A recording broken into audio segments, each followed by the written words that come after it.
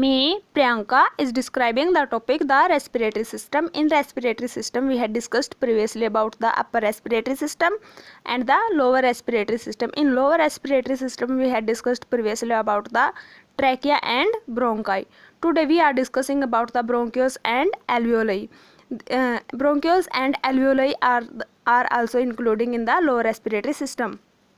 Bronchioles क्या होते हैं? Bronchioles are the branches of tertiary bronchi, यानी कि जहाँ पे हमारी टर्सरी ब्रोंकाई आती है उसके बाद जो ब्रांचेज बनती है वहाँ पे क्या होता है? हमारे ब्रोंक्यूल्स। ब्रोंक्यूल्स के लास्ट में हमारी एल्वियोलर डक्ट्स या फिर एल्वियोलाई पाई जाती हैं। क्या पाई जाते हैं? एल्वियोलर डक्ट्स या फिर एल्वियोलाई पाई जाती हैं। जो एल्वियोलाई होती है वो क्या होता है? टिनी एयर सैक्स होती हैं। ये कहाँ पे पाए जाते हैं? Terminal part of respiratory pathway in lungs. हमारे लंग्स के अंदर जो टर्मिनल पार्ट होता है, यानी जो हमारा ट्री होता है, रेस्पिरेटरी ट्री होता है, उसका जो टर्मिनल पार्ट होता है, बिल्कुल एंड पार्ट होता है, वहाँ पे हमारे ब्रोंक्यूल्स एंड एल्वियोलाई पाए जाते हैं। उसके बाद मैंने यहाँ पे आपको स्ट्रक्चर दिखा रखा है कि यहाँ पे देखो ये क्या है? हमारे ब्रोंक्यूल्स होते हैं जो कि हमारे क्या टर्सरी ब्रोंकाई की ब्रांचेज होती है आगे जाके, ठीक है। उसके बाद एट लास्ट में हमारे क्या है? एल्वियोलर सैक या फिर एल्वियोलाई पाई जाती हैं। उसके बाद है लोकेशन। इनकी लोकेशन कहाँ पे होती है? हमारे लंग्स के अंदर इनकी लोकेशन होती है। जो एल्वियोलाई होती हैं वो कहाँ पे होती है? हमारे एल्वियोलर सैक के अंदर, यानी कि जो हमारा एल्वियोलर सैक होता है उसके अंदर क्या होती है? हमारी एल्वियोलाई प्रेजेंट होती हैं। और उससे पहले क्या होते हैं? हमारी ब्रोंक्यूल्स। यहाँ पे हमारे क्या पल्मोनरी लोब्स भी पाई जाती है रेस्पिरेटरी जोन के अंदर। जो हमारी एल्वियोलाई होती है वो क्या होती है? एक तरह से हमारे स्कैटर्ड आउट पॉकेट्स बनाती हैं, यानी कि जैसे इनका साइज इतना होता है लेकिन उसके बाद क्या है? जब भी एयर इनके अंदर फिल होती है तो ये क्या हमारी एक तरह से स्कैटर्ड हो जाती है, यानी कि फैल जाती हैं। इसी तरह से क्या है? एक तरह से ये out pocket, scattered out pocket का काम यहाँ पे करती हैं।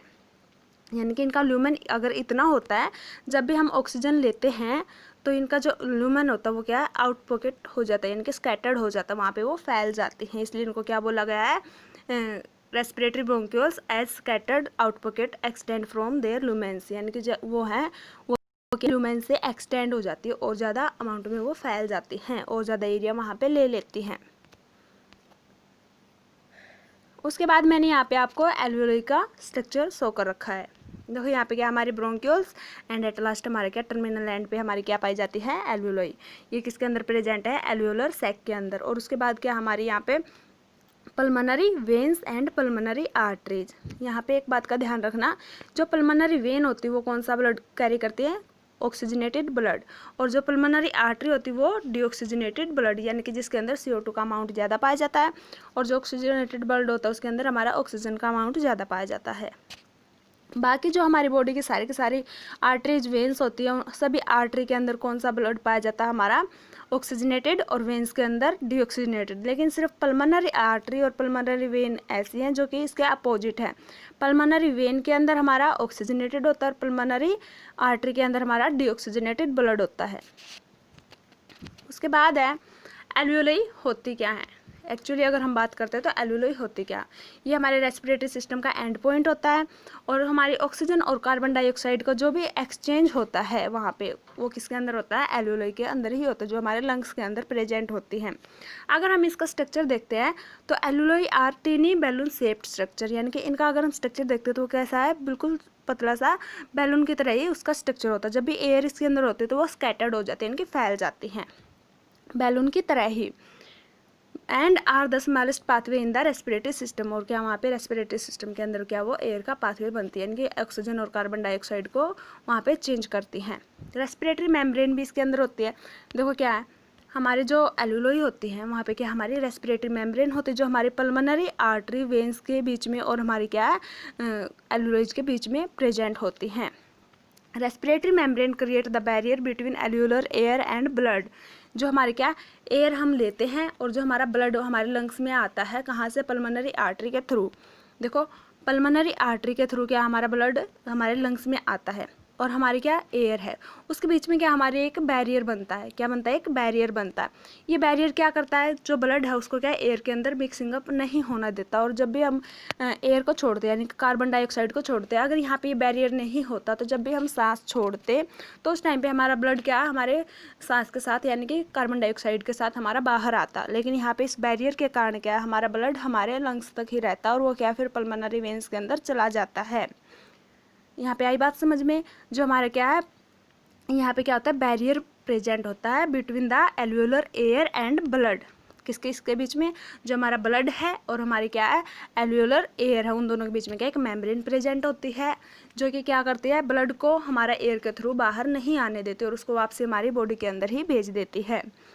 यहाँ पे जो मेम्ब्रेन होती है यानी कि बैरियर की जो मेम्ब्रेन होती है ये किससे बनी होती है, स्क्वेमस एल्वियोलर सेल से। और जो हमारी ब्लड की मेम्ब्रेन होती है वो किससे है, स्क्वेमस एंडोथेलियल सेल से। कैपिलरीज के अंदर किससे, स्क्वेमस एंडोथेलियल सेल्स के। और क्या हमारी एयर के अंदर स्क्वेमस एल्वियोलर सेल से वो बनी होती है। उसके बाद है यहाँ पे ये बेसमेंट मेम्ब्रेन मैंने बता दी कि यहाँ पे क्या शेयर्ड बेसमेंट मेम्ब्रेन होती है। ये शेयर्ड क्यों है, क्योंकि वो क्या दोनों के बीच में एयर और ब्लड दोनों के बीच में शेयर हो रखी है, इसलिए क्या वो शेयर्ड बेसमेंट मेम्ब्रेन है। देखो यहाँ पे क्या, इस साइड में मान लिया हमने एयर है, यहाँ पे क्या एयर की एक्सचेंजमेंट होती है और इस साइड में ब्लड है। यहाँ पे दोनों के बीच में क्या है, एक बेसमेंट मेम्ब्रेन है। तो यहाँ पे क्या ये बेसमेंट मेम्ब्रेन क्या दोनों के बीच में शेयर हो रखी है, इसलिए इसको क्या बोलते हैं, शेयर्ड बेसमेंट मेम्ब्रेन, जो कि ब्लड को हमारे एयर के थ्रू बाहर नहीं आने देती और उसको क्या वापसी ब्लड के अंदर भेज देती है। लेकिन यहाँ पे सिर्फ हमारे क्या कार्बन डाइऑक्साइड और ऑक्सीजन का हमारा एक्सचेंजमेंट यहाँ पे होता रहता है। यहाँ पे जो हमारी मेम्ब्रेन होती है उसकी थिकनेस कितनी होती है, 0.5 micrometre in contrast to the 7.5 micrometre diameter. यानी कि वो हमारी मेम्ब्रेन की थिकनेस कितनी होती है, 0.5 माइक्रोमीटर और क्या है 7.5 उसका माइक्रोमीटर डायमीटर होता है, डायमीटर ऑफ द एरिथ्रोसाइट्स। देखो जो हमारे एरिथ्रोसाइट्स होती हैं उसका डायमीटर कितना होता है, 7.5 माइक्रोमीटर क्या होती है हमारे ब्लड सेल्स, 7.5 क्या मीटर क्या हमारे blood cells, 7.5 micrometre diameter of the erythrocytes and 0.5 micrometre thickness of the membrane. इसी वजह से जो हमारे क्या जो ब्लड सेल्स है उसका जो वहाँ पे डायमीटर हम देखते हैं वो ज़्यादा है, लेकिन मेम्ब्रेन का क्या है वहाँ पे कम है। इसलिए क्या वहाँ पे जो ब्लड सेल्स है वो हमारी क्या है बाहर नहीं आ पाते, इस मेम्ब्रेन को वो क्रॉस नहीं कर सकती, क्योंकि क्या सेल्स का तो डायमीटर ज़्यादा हो गया, लेकिन क्या वहाँ पे जो हमारी मेम्ब्रेन है उसका डायमीटर कम है, इसलिए वहाँ पे सिर्फ क्या कार्बन डाइऑक्साइड और ऑक्सीजन की ही चेंजमेंट होती है। इसलिए क्या वहाँ पे हमारी सिर्फ कार्बन डाइऑक्साइड और ऑक्सीजन की ही वहाँ पे चेंजमेंट होती है। उसके बाद है सर यहाँ पे यही बात बता रखी है। उसके बाद है जो हमारा यहाँ पे सरफेस होता है, the surface of each membrane is coated with A fluid containing surfactant. यानी कि जो हमारी ये मेम्ब्रेन है यहाँ पे जो हमारे ब्लड के बीच में और हमारे के बीच में मेम्ब्रेन है, यहाँ पे क्या होता है जो ये मेम्ब्रेन है इसके यहाँ पे साइड्स में क्या होता है सरफेक्टेंट प्रेजेंट होता है। यानी कि जो हमारे एल्यूलोइज हैं एल्यूलोइज के बीच में क्या होता है, यानी कि जो 2, 3, 4, 5 यानी कि बहुत सारे हमारे एल्यूलोइज जो प्रेजेंट होते हैं उनके बीच में क्या होता है एक सरफेक्टेंट होता है। क्या होता है सरफेक्टेंट एक तरह से फ्लूइड होता है जो कि क्या वहाँ पे क्या कम करता है, वहाँ पे जो एल्यूलोइ है वहाँ पे उनको क्या कोलैप्स होने से बचाता है, उनको क्या करता है कोलैप्स होने से बचाता है, ताकि वो क्या जब भी उनके अंदर से एयर एंट्री होती है तो उस टाइम पे क्या वो स्कैटर्ड होगी यानी कि फैलगी। लेकिन जब भी क्या वो खाली हो जाती है यानी कि कार्बन डाइऑक्साइड को बाहर छोड़ देती हैं तो वो वहाँ पे क्या होती है खाली हो जाती है एक तरह से, तो उस टाइम पे ताकि वो कोलैप्स ना हो आपस में चिपके ना, इसलिए क्या उनके बीच में क्या होता है सरफेक्टेंट होता है जो कि उनको कोलैप्स होने से बचाता है। देखो मैं यहाँ पे बता देती हूँ आपको, the surface of each membrane is coated with fluid containing surfactant. यानी कि यहाँ पे जो भी सरफेस होता है वो किससे कोटेड होता है सरफेक्टेंट से। सरफेक्टेंट क्या एक तरह से फ्लूइड है वहाँ पे।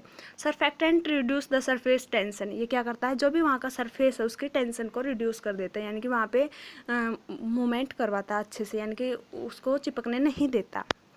दज it helps each alveolus from collapsing, इस तरह से क्या हर एक एल्यूलोइ को वहाँ पे कोलैप्स होने से बचाता है जब हमारी एयर मूव इन और आउट होती है। यानी कि जब भी हम सांस लेते हैं और छोड़ते हैं तो उस टाइम पे क्या हमारी एल्यूलोइज आपस में चिपकती नहीं हो, वहाँ पे कोलैप्सिंग होने से बचाता कौन सरफेक्टेंट।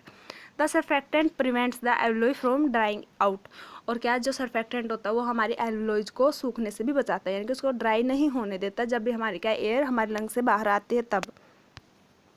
उसके बाद है जो हमारी एल्वुलोइज होती है उसके सेल्स, यानी कि हमारी एल्वुलोइज जो होती है वो किस उसके अंदर हमारे 2 टाइप की सेल पाई जाती है। The alveoli are made up of 2 different type of cells that have different functions.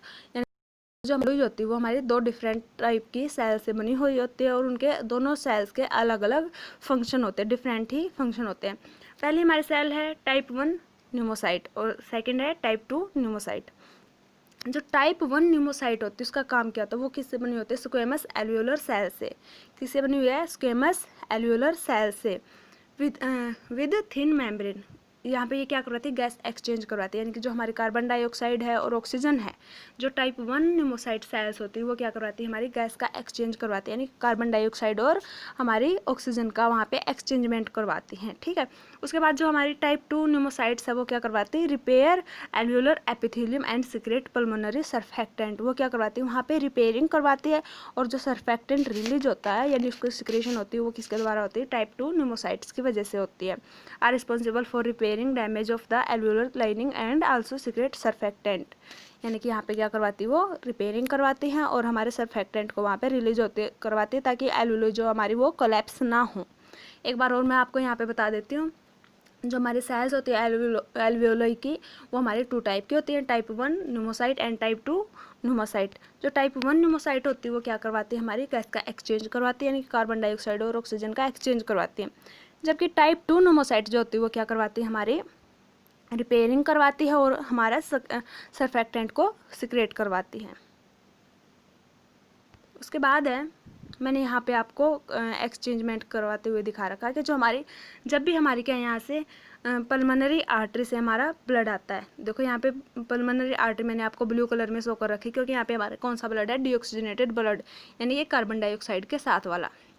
लेकिन जब भी हमारे यहाँ पे क्या एयर आएगी, जब भी हमारे लंग्स से क्या है ब्लड एयर की एंट्री होगी, यानी कि हमारी ऑक्सीजन की एंट्री होती है, तो जो हमारी कार्बन डाइऑक्साइड है वो वहाँ से हमारी क्या बॉडी से बाहर निकल जाती है और इस तरह से जो हमारी कैपिलरीज है फिर वो क्या है वहाँ पे ऑक्सीजनेटेड ब्लड को कैरी करती हैं और इस तरह से पल्मोनरी वेन्स के थ्रू फिर ब्लड जो वो हमारा हार्ट के अंदर दोबारा से आता है। ठीक है। पहले क्या हार्ट से हमारा पल्मोनरी आर्टरी से ब्लड आएगा जो हमारा डीऑक्सीजनेटेड है, लेकिन प्यूरिफिकेशन किसके अंदर हो रखी है, हमारे लंग्स के अंदर। लंग्स के अंदर कैसे, एल्वियोलाई के द्वारा। एल्वियोलाई यहाँ पे प्रेजेंट, उसके साथ में क्या है पल्मोनरी कैपिलरीज भी वहाँ पे प्रेजेंट होती हैं।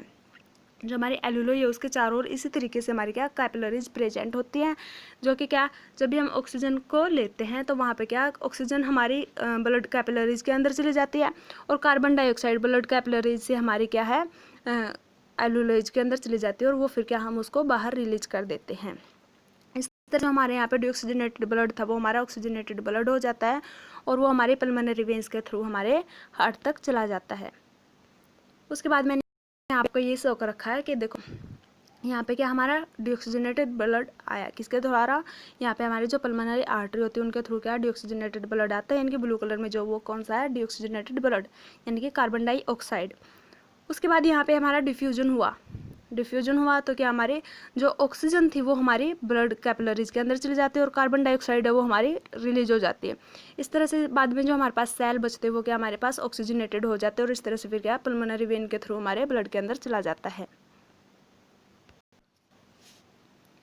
उसके बाद यहाँ पे मैं आपको कुछ फंक्शंस करवाती हूँ। इसी के फंक्शन में क्या है, जो ब्रोंक्योल्स और एल्वियोलाई होती हैं उनके क्या क्या फंक्शन होते हैं। सबसे पहले तो गैस का एक्सचेंज करवाती है, यानी कि कार्बन डाइऑक्साइड को हमारी बॉडी से रिलीज करवाती है और ऑक्सीजन को हमारी बॉडी तक पहुँचाती है। और उसी के साथ में हमारे जो रेस्पिरेटरी ट्रैक्ट है उसमें क्या पूरे ट्रैक्ट के अंदर म्यूकस मेम्ब्रेन प्रेजेंट होती है, तो वहाँ पे क्या वो वार्मिंग एंड ह्यूमिडिफाइंग भी वहाँ पे करवाती है, उसमें भी ये हेल्प करती है। एल्वियोलाइज के अंदर क्या हमारी ब्रोंक्योल्स के अंदर क्या म्यूकस मेम्ब्रेन प्रेजेंट होती है जो कि क्या उसको वार्म अप एंड ह्यूमिडिफाई करती है। उसके बाद क्या जो भी वहाँ पे डस्ट होता है हमारे लंग्स के अंदर, तो उस डस्ट को भी मूव करवाने में हेल्प करती है। और जो भी माइक्रोब्स वगैरह मैंने बताया था कि वहाँ पे वो क्या है रिपेयरिंग का काम करवाती हैं। जो भी क्या है जो हमारी टाइप 2 न्यूमोसाइट्स थी वो क्या करवाती है, रिपेयरिंग का काम करवाती है। तो इस तरह से क्या वहाँ पे रिपेयरिंग भी हो जाती है और सेल डेब्रिज को वो एनगल्फ कर लेती हैं। इस तरह से क्या है डिफेंस करते हैं अगेंस्ट माइक्रोब्स, यानी कि जो भी माइक्रोब्स होते हैं अगर हम उसको अपने म्यूकस के द्वारा हम अपने बॉडी से बाहर नहीं निकाल पाते तो वहाँ पे टाइप 2 न्यूमोसाइट्स आती हैं और वो क्या कर लेती है वहाँ पे माइक्रोब्स के अगेंस्ट डिफेंस मैकेनिज्म वहाँ पे प्रोवाइड करती हैं और इस तरह से हमें क्या माइक्रोब से बचा लेती हैं। एक बार और फंक्शन बता देती हूँ। सबसे पहले तो क्या है गैस एक्सचेंज करवाती है, यानी कि कार्बन डाइऑक्साइड और ऑक्सीजन की एक्सचेंजमेंट करवाती है हमारी बॉडी को, यानी कि जो भी एयर है वहाँ पे उसको वार्मिंग अप देती है और ह्यूमिडिफाइंग भी वहाँ पे करवाती है। और जो भी डस्ट के पार्टिकल्स होते हैं उनको रिमूव करवाती है। अगर वो रिमूव नहीं हो पाते, यानी कि वहाँ पे जो भी डस्ट है या फिर माइक्रोब्स है वो वहाँ से रिमूव नहीं होते, यानी कि जो डस्ट होती है वो रिमूव कैसे होती है, वही हमारा कफिंग रिफ्लेक्स हो गया या फिर स्नीजिंग हो गया, उसके द्वारा क्या हमारा डस्ट जो वो रिमूव हो जाती है।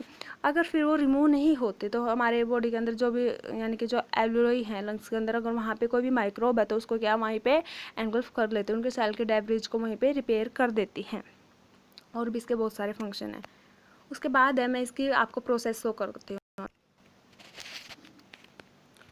उसके बाद मैंने यहाँ पे आपको दिखा रखा है कि जब हम क्या है सबसे पहले एयर लेते हैं वो हमारे क्या नोज से होते हुए हमारे ट्रैकिया से होते हुए हमारे कहाँ पे लंग्स तक पहुँचते हैं, यानी कि ब्रोंकाई, और ब्रोंकाई से फिर हमारे क्या है ब्रोंक्यूल्स, और ब्रोंक्यूल से एट लास्ट कहाँ पे हमारी एल्वुलॉइड्स के अंदर पहुँचती है। यहाँ पे वो क्या हमारे ब्रोंक्यूल्स तक पहुँच गई और उसके बाद क्या एल्वुलॉइड्स के अंदर वो हमारी जब पहुँचती है तो हमारी क्या क्या उसके बाद प्रोसेस होती है। यहाँ पे हम सिर्फ क्या एल्वुलॉइ का सेक्शन लेते हैं, तो यहाँ पे क्या गैस एक्सचेंजमेंट होती है। यहाँ पे क्या हमारे ब्लड स्ट्रीम है, यानी कि कैपिलरीज प्रेजेंट है। यहाँ पे पोर्स भी प्रेजेंट होते हैं कैपिलरीज के अंदर, जो कि हमारी क्या कार्बन डाइऑक्साइड और ऑक्सीजन की यहाँ पे एक्सचेंजमेंट करवाते हैं बाय डिफ्यूजन मेथड। जो हमारी रेड ब्लड सेल्स है वो क्या हमारे यहाँ पे बता रखा है कि जो हमारी कैपिलरीज है वहाँ से क्या वो मूव हो रही है। यहाँ पे हमारी एल्वुलर वॉल और कैपिलरी वॉल है जो कि हमारे यहाँ पे डिफेंस प्रोवाइड करती है, ताकि हमारे सिर्फ यहाँ पे क्या सिर्फ कार्बन डाइऑक्साइड और ऑक्सीजन की मूवमेंट हो, ताकि हमारी जो ब्लड सेल्स है उनकी यहाँ पे मूवमेंट ना हो हमारी एयर के थ्रू। देखो रेड ब्लड सेल्स का डायमीटर ज़्यादा होता है और उसके बाद क्या हमारी जो ऑक्सीजन होती है वो हमारी रेड ब्लड सेल्स के साथ अटैच हो जाती है और कार्बन डाइऑक्साइड हमारी बाहर आ जाती है। तो यही प्रोसेस हमारी चलती रहती है। इसके द्वारा क्या हमारा ब्लड जो डीऑक्सीजनेटेड होता है वो हमारा ऑक्सीजनेटेड हो जाता है। उसके बाद मैंने एक और तरीके से यहाँ पे शो कर रखा आपको कि हमारी क्या कैपिलरीज हैं। यहाँ से क्या हमारी ऑक्सीजन जो है वो क्या हमारी कैपिलरीज के अंदर चली जाती है और कार्बन डाइऑक्साइड जो है वो हमारी कैपिलरीज से बाहर आ जाती है और वो क्या फिर बाद में हमारे इन्वायरमेंट के अंदर आ जाती है। यहाँ पे जो मेथड यूज होता है वो क्या होता है डिफ्यूजन मेथड होता है। डिफ्यूजन मेथड में क्या होता है higher concentration to lower concentration. देखो हमारी बॉडी के यहाँ पे एल्वुलॉइड्स के अंदर क्या है ऑक्सीजन की कंसंट्रेशन ज़्यादा है और कैपिलरीज के अंदर कंसंट्रेशन कम है, तो O2 जो वो हमारी हायर कंसंट्रेशन में चली जाएगी और कार्बन डाइऑक्साइड जो वो भी हमारी हायर कंसंट्रेशन में चली जाती है। इस तरह से ये मेथड हमारा यूज होता रहता है।